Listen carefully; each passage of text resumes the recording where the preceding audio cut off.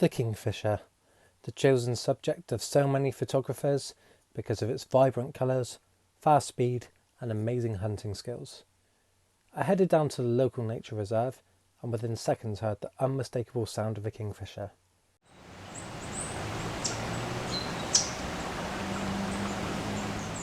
It turned out to be this guy, calling to the juveniles as they flew past.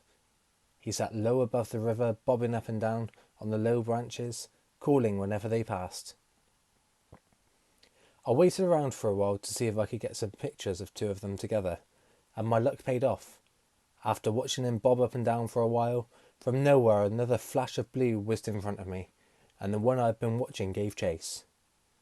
And here are the resulting pictures. The two of them flew off, and I had to sneakily reposition without them seeing. Luckily they didn't fly too far. I spent some time learning about their habits, so I knew exactly where they were likely to be. I managed to get some closer pictures on a later visit, before trying to find them in other nearby nature reserves, for a change of scenery. I headed to a few different places, and was drawn to this post sticking out of the marsh, and as luck would have it, a female showed up, just as the light started to hit the post I'd been looking at.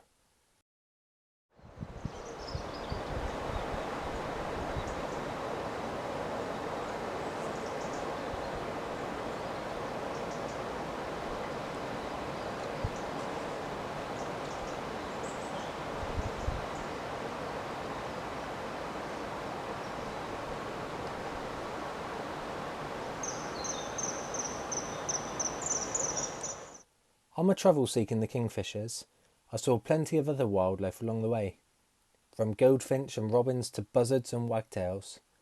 My favourite of all, though, has to be the heron. When hunting, they stand motionless, waiting for their moment to strike.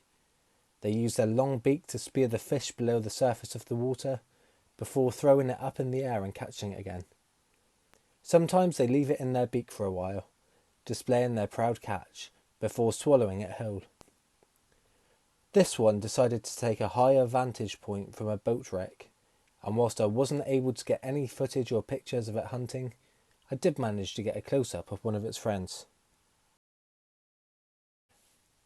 This area has a wide variety of wildlife, and I had to take some pictures of these butterflies when they flew and landed next to me. I was also approached by these cygnets as they swam towards me for their close-up pictures under the watchful stare of their parents who were out of shot.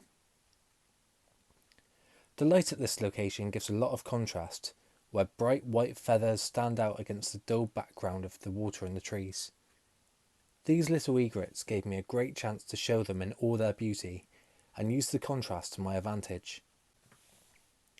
Using the 600mm Sigma Contemporary on a crop sensor camera, I was able to get close portraits of this usually nervous bird, and I managed to capture some great detail in their eyes as they flew past, and when they went looking for food in the muddy and marshy riverbed.